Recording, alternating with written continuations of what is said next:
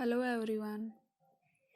तो कल हमने आइंस्टीन का फोटो इलेक्ट्रिक इफेक्ट या फिर बोले तो फोटो इलेक्ट्रिक जो इक्वेशन है वो हमने निकाल ली। ठीक है, नेक्स्ट जो हमारा टॉपिक है, अभी तक जो हम पढ़ रहे थे क्लासिकल मैकेनिक्स, हमारा जो सब्जेक्ट है वो है क्वांटम मैकेनिक्स। ठीक है, तो सबसे पहले हमारी आई क्लासिकल मैकेनिक्स।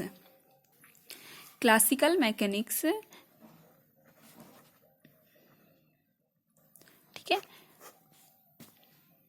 जो हमारे फर्स्ट ईयर क्लास में है। ठीक है, मैकेनिक्स नाम से बुक है वो, क्लासिकल मैकेनिक्स चीर संबत सांख्यिकी। ठीक है, तो क्लासिकल जो मैकेनिक्स है उससे हमारे सारे रिजल्ट सही नहीं मिल रहे थे। इस वजह से क्वांटम सांख्यिकी दी गई, जो क्वांटम फिजिक्स दी गई, क्वांटम सांख्यिकी दी गई। इसके असफलता के कारण इनके नियमों को विस्तार से किया गया, उनके नियमों को इजीली समझाया गया क्वांटम मैकेनिक्स में। ठीक है, तो यहाँ जो हमारा फोटो इलेक्ट्रिक इफेक्ट है, इसमें क्लासिकल जो थ्योरी है उसकी असफलता क्या थी, फेलियर कहाँ हुआ। ठीक है, क्या रीजन थे कि वो उसको सेटिस्फाई नहीं कर पाया, उसके जो रिप्लाई हमें क्वांटम मैकेनिक्स दे रही है। तो एक बार हम फेलियर ऑफ क्लासिकल मैकेनिक्स और किस में देख रहे हैं हम, जो हमारा फोटो इलेक्ट्रिक इफेक्ट है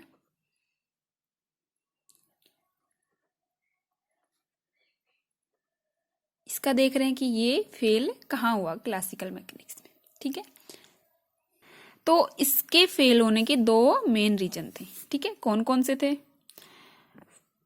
फर्स्ट अगर हम बोले कि जो हमारी इसके क्लासिकल थ्योरी के अकॉर्डिंग ये होता है कि जो प्रकाश की एनर्जी है ई, वो इसकी इंटेंसिटी के प्रोपोर्शनल होती है। ठीक है, कि ऊर्जा जैसे बढ़ेगी उसकी इंटेंसिटी भी बढ़ेगी। ठीक है, या फिर हम इसको ऐसे बोल सकते हैं कि जो इंटेंसिटी है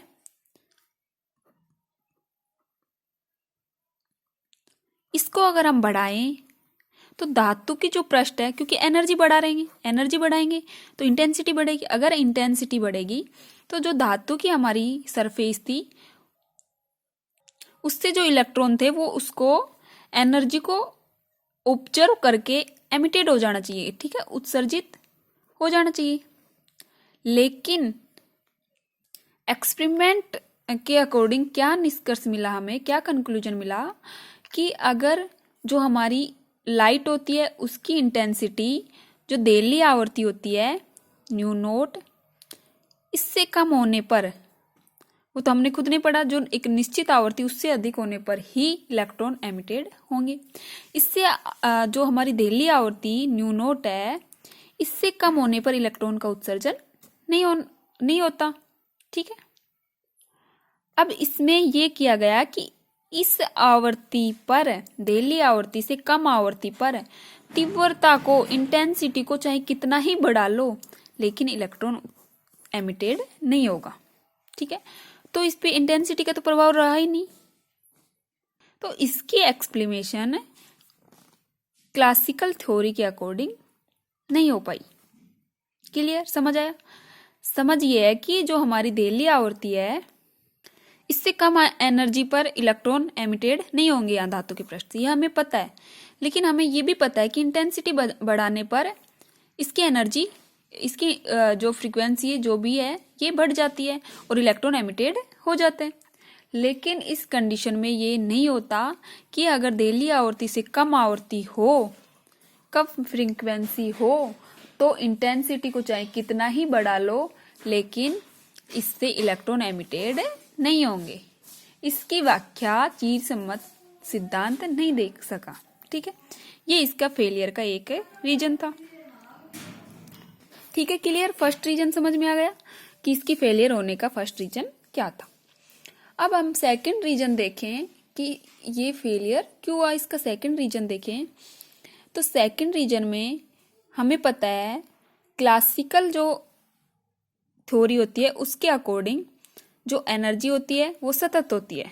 ठीक है, लेकिन जो इलेक्ट्रॉन है, जो धातु की पृष्ठ पर जो इलेक्ट्रॉन है, ये एच न्यू नोट एनर्जी को इसको ग्रहण करेगा, जैसे ही मतलब इसको ऑब्जर्व करेगा इलेक्ट्रॉन एमिटेड होने के लिए, तो उसमें टाइम लगना चाहिए।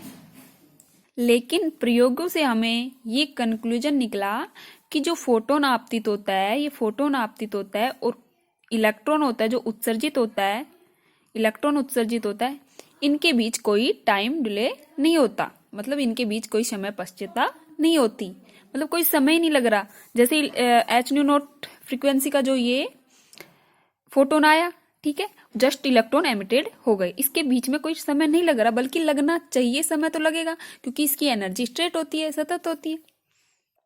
तो इसकी व्याख्या भी क्लासिकल मैकेनिक्स से नहीं हो सकी। ठीक है, दोनों मेन रीजन समझ में आए कि क्या क्या रीजन थे। फर्स्ट था कि जो देली आवृत्ति उससे कम आवृत्ति से इलेक्ट्रॉन एमिटेड नहीं होंगे, और नहीं होंगे हमें पता है इंटेंसिटी बढ़ाने पर इलेक्ट्रॉन जस्ट एमिटेड हो जाते हैं। लेकिन इस कंडीशन में एनर्जी को चाहे कितना ही बढ़ा लो, लेकिन इलेक्ट्रॉन एमिटेड नहीं होंगे। ये था फर्स्ट रीजन। सेकंड था एनर्जी हमें पता है स्ट्रेट होती है, लेकिन जब एच न्यू नॉट आवृत्ति, एच न्यू नॉट फ्रीक्वेंसी ये इलेक्ट्रॉन ऑब्जर्व करेंगे तो उसके बीच में टाइम डिले तो होना ही चाहिए, क्योंकि टाइम तो लगता है, कितना भी मिनिमम टाइम लगना चाहिए, लेकिन नहीं होता ऐसा। उसमें जैसे आए फोटोन, इलेक्ट्रॉन एमिटेड हुए, इनके बीच में कोई टाइम डिले नहीं होता। तो ये सेकंड रीजन था। ओके, तो कल हम करते हैं नेक्स्ट टॉपिक। नेक्स्ट टॉपिक क्या होगा इसके बाद हमारा? Compton effect. कॉम्पटन इफेक्ट में हम क्या निकालेंगे? कॉम्पटन इफेक्ट में हमें डेरिवेशन करेंगे और उससे हम कॉम्पटन शिफ्ट निकालेंगे। हमारा उद्देश्य क्या है?